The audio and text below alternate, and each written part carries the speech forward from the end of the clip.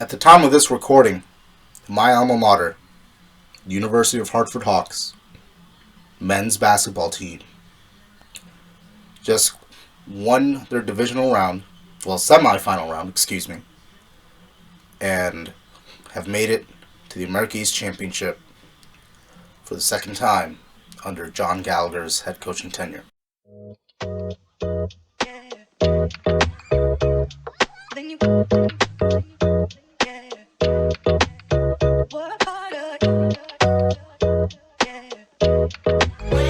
It's time to get ready.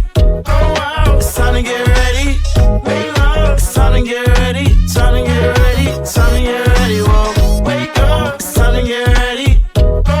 It's time to get ready. It's time to get ready. Time to get ready. Time to get ready. Ladies and gentlemen, welcome to the podcast. My name is Jorge Pajarez. Alright, I wanted to do this video for a while, and I figured this is March, and we are getting close to March Madness. NCAA tournament season is upon us. And I was looking, I went to the University of Hartford for my undergrad, for those of you that are interested.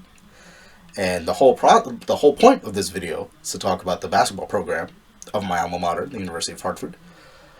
And I've been wanting to do this video all season long, but I wanted to find the right time. And I believe this is the right time. The time of recording, it is March 11th. University of Hartford Hawks men's basketball team has just defeated the Stony Brook Seawolves in the semifinals to make it to the America East Championship. All my notes are from before today's game, so bear with me. But my point of this video was just to talk about the mid-majors and how there's always a Cinderella story of a mid-major school at every NCAA tournament where they upset the number 1 seed or number 2 seed or number 3 seed, and as a 16 seed, 13 seed, and they just go on a run, and it's a Cinderella story, and everyone loves it. It's, wow, where did this small school come from? Where do they get these players? Oh my gosh, we need to start paying attention to this school. And there's so many schools to go back and discuss. And a lot of these schools, they don't have the same type of crowd or atmosphere as a Kentucky, as a Duke, as a UNC, as a Syracuse, as a St. John's, as a UConn. I can go on and on. These mid-majors don't have that same kind of influence in sports.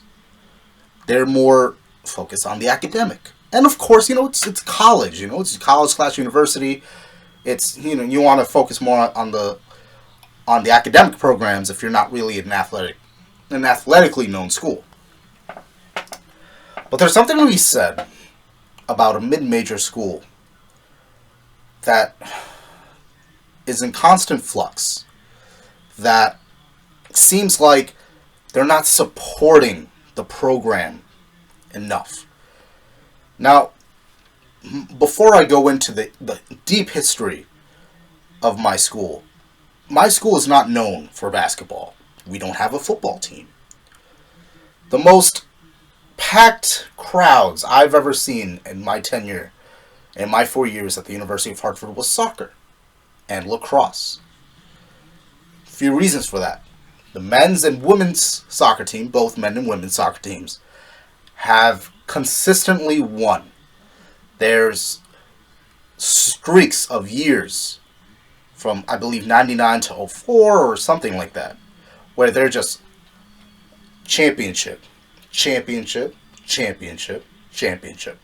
NCAA appearance, NCAA appearance, NCAA appearance. And that really helps, one, with the recognition of the school, right? Students that aren't even athletes could say, wow, I'm a big soccer fan. I love soccer.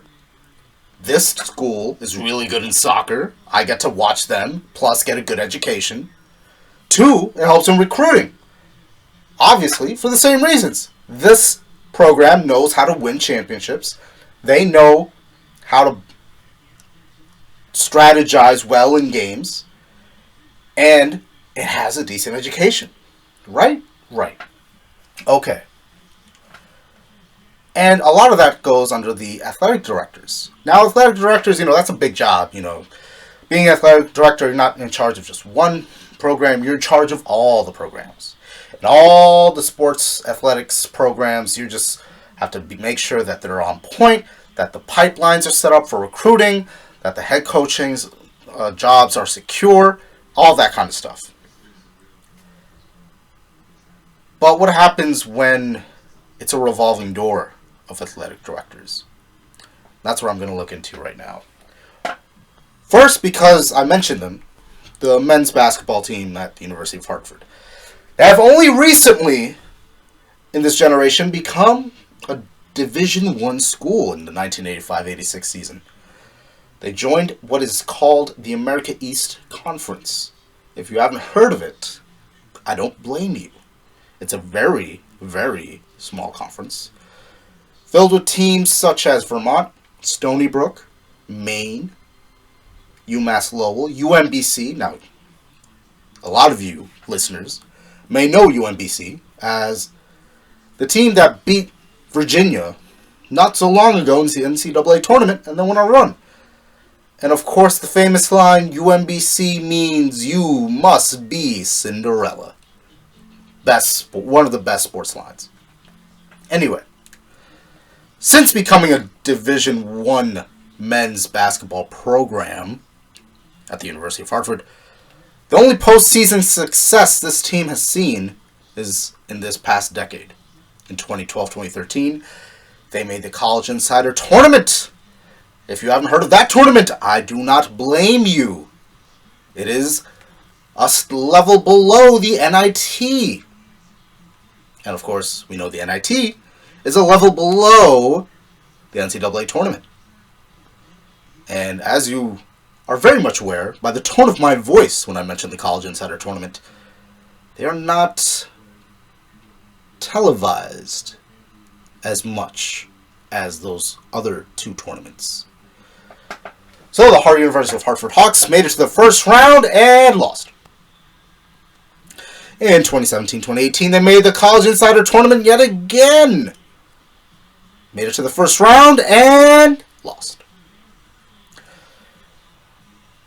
Their current head coach, John Gallagher, has a coaching record of an astounding 106 wins and 148 losses. His highest win total in a regular season as head coach, 19.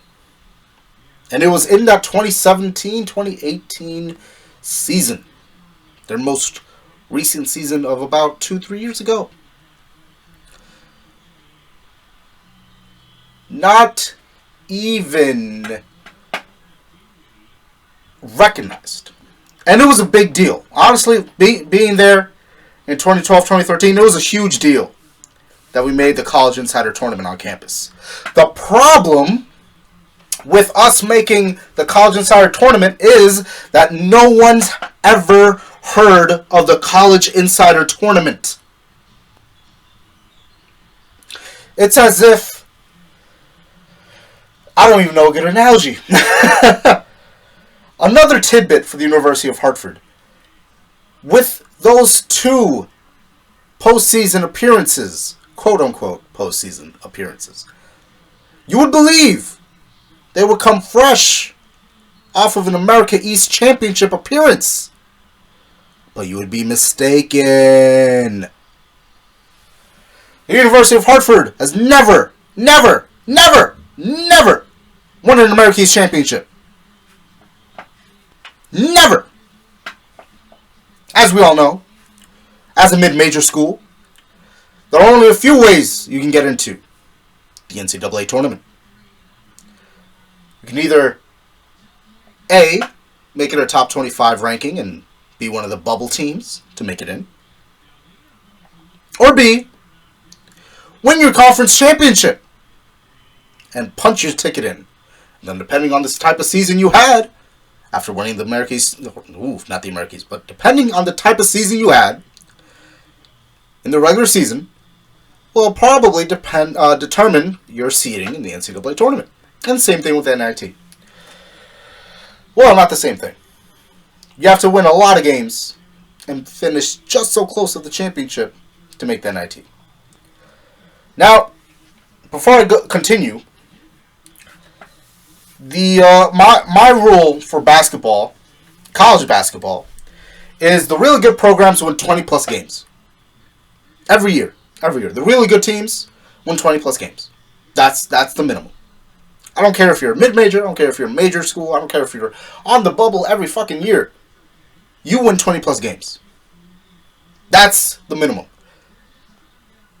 And as I mentioned before, John Gallagher's 119. That's his highest win total. So,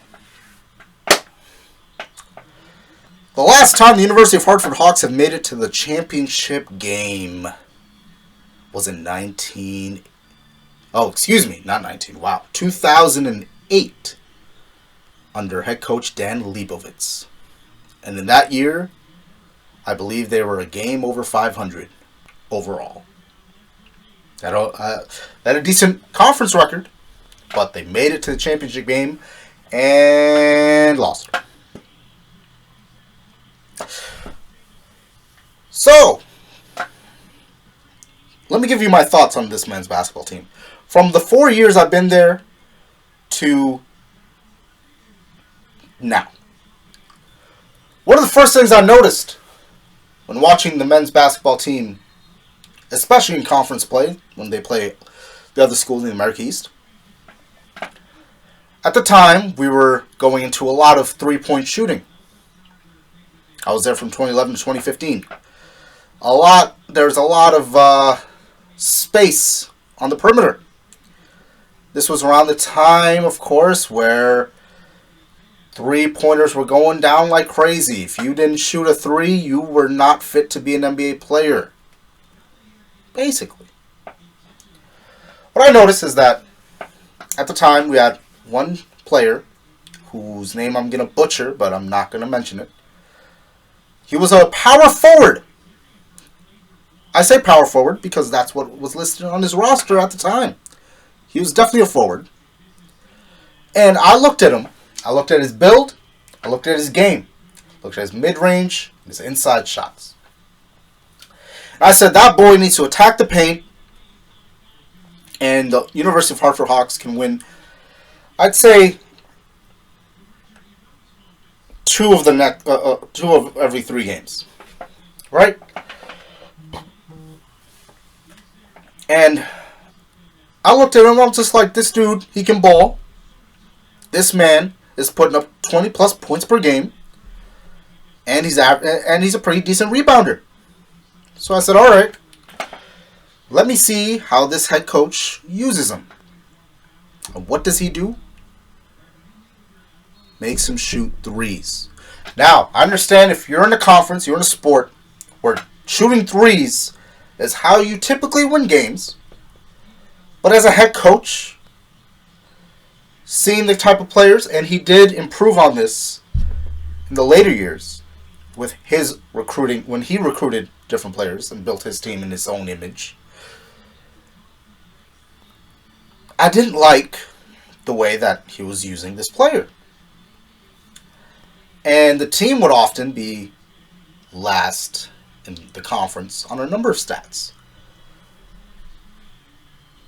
But I believe it was after my sophomore year, I started to see when the other players graduated, when that forward graduated. I said, okay, this guy's recruiting. I started looking at the recruiting. Where are we recruiting from? Connecticut, Jersey, okay. Those are decent spots, but didn't really seem to me that the pipeline for recruiting was all that great. It seemed to me that the recruiting pipeline extended to the local areas. If not the local areas, former players and where they're from. So, some from Texas, some from all other parts of the country. But those CIT years was when John Gallagher said, fuck recruiting in our local area. We're going to recruit around the world. And he started getting Australian players, Middle Eastern players. Basically foreign players. And all of a sudden, you actually have a center that isn't 6'3", 6'4". You have players that are big. And that's when the 19 wins came. That 2017-2018 team should have won the American East Championship that year. They had everything. They had a big man in the middle that was a walking double-double. They had shooters on the outside. They had a guard that broke the school record for three-pointers made and attempted. And that was the year to do it. Another tidbit about the University of Hartford men's basketball program. They developed VIN Baker, who went on to become an NBA draft selection. Now, VIN Baker, little thing about him, he was a 4-time All-Star, and he pretty much dominated in Hartford when they were part of the American East. This man put up 27 points per game. This man was putting up crazy numbers. But do you know what Hartford's record was? Do you know what Hartford's record? Of course you don't, because who the fuck has heard of the University of Hartford outside of University of Hartford students? They posted a 6-21 record with a player averaging 27 points per game, 9 rebounds per game, and practically 4 blocks per game. His junior year, they went 6-21. His junior year. This man was a freaking scoring machine. A scoring machine. From 89 to 93. And then 1993 came around. And he was picked, well, looking at the numbers from his junior year, his final year at the University of Hartford, 27 points per game, 9 rebounds per game, practically 10 rebounds per game. He was pretty much averaging a double-double, 4 blocks per game. The average thinking man would look at those stats, look at the school he was in, look at the school success based on his stats. They would say maybe a second rounder, late first. Maybe. In today's NBA, that would have been a mid second rounder because of the school. No one's ever heard of him. No one's really paying much attention. He went 8th overall. 8th overall. And I don't care if you're going to say the 93 draft is one of the worst, one of the not so great drafts in the NBA's had. I don't care. You get drafted where you get drafted. I don't care if freaking Jamarcus Russell went number 1 overall. You went 8th. Knowing at the school you went to, knowing the program that you were in, knowing that the success of this team was not the best. I wouldn't say not the best. I would say the worst. And you still put up those numbers after loss, after loss, after loss. And you went 8th overall to the Milwaukee Bucks. Of course, this young man will not just stay in Milwaukee. After 97 season, he would go to Seattle Supersonics. Shout out Seattle. He will play 2 years for the Celtics. He will play for the Knicks. And then he will play with the Rockets. And then play for the Clippers. And now, he's currently a Bucks assistant coach. And of course, personal things aside, because if you are a bad NBA nut, you will know that VIN Baker did go through some personal things. that really impacted him negatively.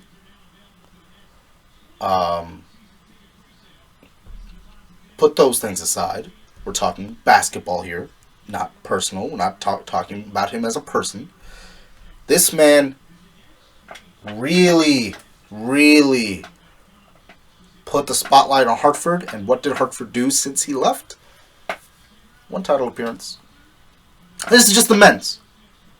Because I want to get all this shit out first. I want to get all the bullshit out first.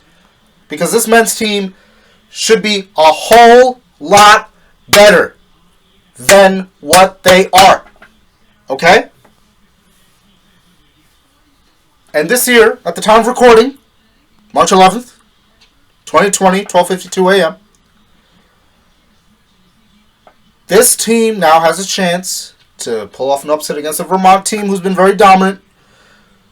Gus Johnson's called a Vermont game where they pulled off an upset. It's happened before. UMBC has teams from this conference have pulled off upsets in the NCAA tournament. It's not new. It's happened. It's going to continue to happen. But if you're John Gallagher and you've only had one good season, which was 2 years ago, your recruiting internationally has died down since that 2017-2018 season. And it's just, what is happening? What happened between the recruiting staff that got VIN Baker, this crazy monster, to getting a guard, Dunn, I believe his last name was Dunn, who just broke records left and right, 3-point records. You get NBA-worthy talent from VIN Baker. One would think after you get a guy like VIN Baker, you would get maybe a few second-rounders in there. You could say, hey, we developed VIN Baker. You could go to the NBA too under our leadership. And that's where the coaching comes in. And I have to apologize to John Gallagher. Sir, if you're watching this, if for whatever reason you're watching this, thanks. Support the channel. Follow, like, subscribe, even dislike. I don't get monetized. I'm doing this for fun. Like, dislike, whatever. Me and him, I did not get along with him. And I apologize to you, sir, because I feel I was very disrespectful in some of my questioning when I interviewed you. But it's not like they weren't warranted. You were not seeing much success. You were not, and as a person who was practicing journalism at the time, I will admit I was trying to get a rise. I was that type of journalist at the time. I don't do that anymore because I'm not in journalism. But I have to say, men's basketball team, the recruiting has been the biggest issue I've had with him. And John Gallagher has proven me wrong in recent years that he's a good coach. He's a good coach for what Hartford is asking him to do. And from that, we transition to the main reason. I was never really into women's basketball, women's sports. But this program changed my mind a lot on that. Then, not to say that I had a very misogynistic view towards women's sports. I just never have been exposed to women's sports. That's a whole different story for another day. They also joined the women in the 1985-86 season as Division I. And they also, like the men's team, did not have much success. A lot of their coaches had sub-500 records. Until 1999. What happened in 1999? I'll tell you what happened. They hired someone. They hired someone by the name of Jennifer Rosati. Does that name sound familiar? It should sound familiar. She's a Hall of Famer. She's a Hall of Famer in the Women's Basketball Hall of Fame, inducted in 2013. How does that name sound familiar again? Oh, well, she played for Gino Auriemma in his first year as a head coach at UConn. She was his assistant at UConn. Do you know who Gino Auriemma is? Viewers, listeners, do you know who Gino Auriemma is? He's the freaking god of women's basketball. I'll repeat, Gino Auriemma is the god of women's basketball. This man had multiple undefeated seasons, winning championships undefeated. And Jennifer Rosati came from that coaching branch. And what happened when someone with that kind of experience, with that kind of leverage, I'm not even going to use professional, I'm not even going to be PC anymore. She got the juice, and she ain't letting go. Because what did she do at Hartford? She led them to not one, not two, not three, 4 America East championships. There are four, count them, 1, 2, 3, 4 banners at the University of Hartford right now with the women's basketball championships because of Jennifer Rosati. In her 3rd season, she won the America East Championship and led the Hawks to the first round of the NCAA tournament. She's played against teams like LSU. And you know how good LSU is?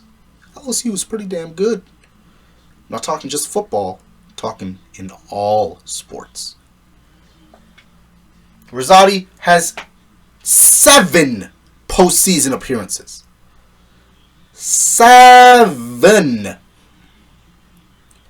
She's had 6 trips to the NCAA tournament. Do you know how good you have to be to not even win a championship at a mid-major conference and still make the NCAA tournament? As a mid-major, do you understand how hard of a task that is? You put this on any other school, whatever success you have in the regular season, and you make the NCAA tournament without winning a championship, that is a head coach. In 2010, she fucked around and went undefeated. The Lady Hawks were undefeated. Not even called the Lady Hawks. These are the Hawks. These are the University of Hartford Hawks. The lone symbolism, embodiment of successful program building. That they should be taking notes. What did you do? How did you do it? What did you say? How did you say it? Everything. What do you eat in the morning? What do you eat at night? What do you eat for lunch? Whatever. Anything this woman does, Hartford should have taken notice and said, we need to do exactly what you do because you are killing it.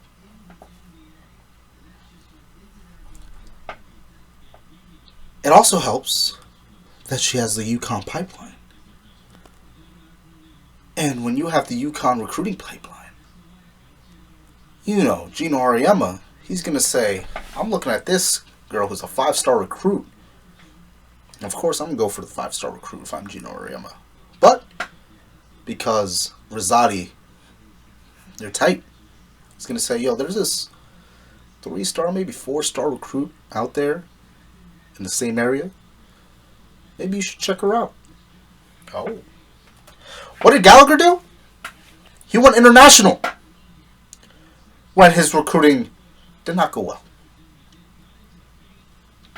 And I don't mind going international. A lot of schools do international recruiting, but when a majority of your team is international, I think there might be a problem. When people are killing it in the gym and you don't start them or even give them minutes over the international folk, there might be a problem. Anyway, the UConn pipeline was crucial to this program's success. The recruiting pipeline is crucial. Both head coaches received the same amount of support because John Gallagher has been, I believe right now, he's leaning towards being the longest tenured University of Hartford men's basketball coach in the history of the school. And Jennifer Rosati has stamped her name as the most successful coach to ever walk into that building. So, why am I giving you a history lesson on these two programs? This is why. Since 2014, and this was the year before I graduated,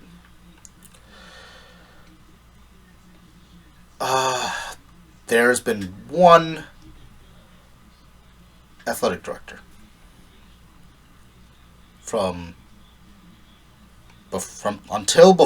until the year before I graduated. There was only been one athletic director, and that's important. That's important to note. While both schools received a lot of support, obviously John Gallagher received a contract extension for making it to the CIT. Because no one expected Hartford to even make the postseason. What the hell is a postseason? Men's basketball team has never been to a postseason. They don't even know what that tastes like. So obviously, success there. We're going to give you support. Here's a contract extension. Jennifer Rosati, if they could give him a lifetime contract, they would have. But what happened in 2014 that pretty much changed everything? The athletic director, Pat Miser, left. The athletic director left. And then we had this guy, Anton Goff. And he was there for a solid 2 years. He left. Then some other person, Mary Ellen Gillespie, signed on in 2017. Around the period of Anton Goff and Mary Ellen Gillespie, Jennifer Rosati took a head coaching position somewhere else. Because you know what happens when there's changes, multiple changes in a short period of time in management? They don't look at your past and the things you've built. They look at the present. They don't care that you won 4 championships. They don't care that you made 6 trips to the NCAA tournament. But Jennifer Rosati was smart. She knew. All right, the athletic director that hired me is gone. The guy that replaced him left after 2 years, and now they're going to replace him with someone else. So that's what 3 athletic directors? 2014. That's 3 years. 3 athletic directors in 3 years. Jennifer Rosati left her position and found a head coaching job at George Washington University, I believe. And this program has not been the same since. In fact, the University of Hartford in this 2019-2020 season, the University of Hartford women's basketball team has won 1 single game. They were 0 for a large portion of the season and won a single game.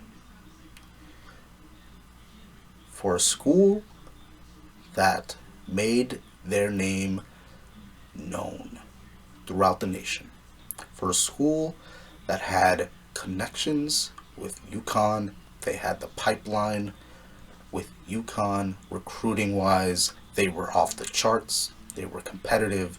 They were always a title favorite, a title contender. They went 1 single game.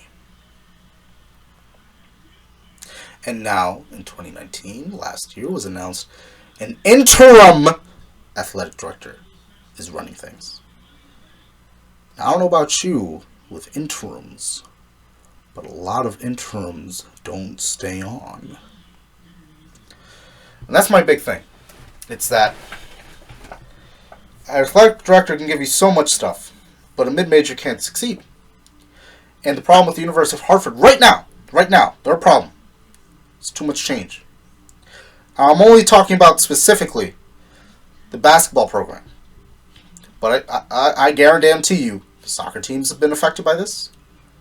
Baseball has been affected by it. And baseball, let's talk about baseball real quick. Baseball produced MLB players. MLB All-Stars. But at the same time, you only have one athletic director. To have 3 different athletic directors in a 3-year span. Well, 5 years. 3-year span. It's not good. It's not a good look. Not a good look. Now, here, not to say that whoever the next athletic director that's announced is going to be the one that changes the culture and changes the program and builds those bridges to recruit the right players, to bring the right players into this school and be competitive, win some games. Who knows? But quite frankly, recent history says otherwise. Recent history says an athletic director will come here, begin to put their foot and their stamp on everything. They will begin to write the blueprints of what they want to see in all the programs. In fact, I'll give you an example. Anton Goff, 2014, when he was announced as a new athletic director. He said, and I'm paraphrasing right now because it's been 6 years and I don't remember that well, but I remember something specifically. He said, we're going to change the program here at the University of Hartford. He said, and I'm paraphrasing, it is time the nation learns about University of Hartford. This is no longer Hawk Nation. This is Hawk Nation domination. And then he looks at the crowd, looks at the press, and he says, say it with me, Hawk Nation domination. Signs put everywhere, all throughout the pavilion, the sports centers. Hawk Nation domination. It was there 2 years.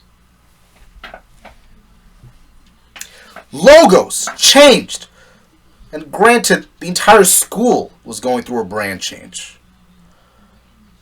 But there was money spent on redoing the basketball court, soccer court, the soccer field. Pretty much every piece of athletic field or court changed to this new Hawk logo, to which repeatedly it says Hawk Nation domination.